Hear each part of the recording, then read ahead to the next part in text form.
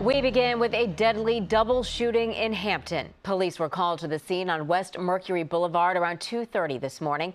Thanks for joining us. I'm Stephanie Hudson. 10 on your side's Raven Payne has been following this case today. She has the details for us and reaction from a neighbor. Two men shot at a Hampton 7-Eleven earlier today. Police tell us 27-year-old Jahil Angus of Yorktown died from his injuries at the gas station. And that same shooting left another man, a 29-year-old from Newport News, in the hospital tonight.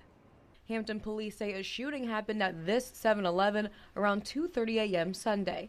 They tell us after arriving on West Mercury Boulevard, they were met with a large and disorderly crowd. I spoke with a neighbor who declined to be on camera. She tells me it's not uncommon to see large crowds at the gas station, but this situation was very different. Because usually like the 7-Eleven will be full and then the bank on the corner will just have a couple cars, but this time it was way more than there was previously. Like down our street there was cars and it's never been like that bad. She recalls the moment she heard the gunshots, calling it scary. And then we hear 3 gunshots, like 3 or 4 roughly.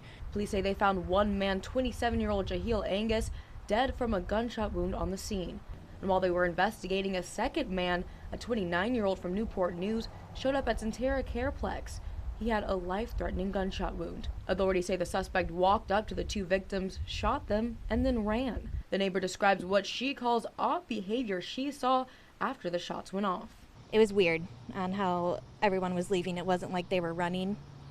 It was just very slow. She tells me while this is not normal for her neighborhood, this shooting shines a light on a problem she wants the city to fix. There's definitely families down here that I think that I know are going to get annoyed for waking up at 2:30 in the morning to loud music that goes on for about an hour at least every weekend. Police say this doesn't look like a random act of violence. They also tell us that man in the hospital is in stable condition tonight. If you know anything about this shooting, call the Hampton Police Department or use the P3 Tips app.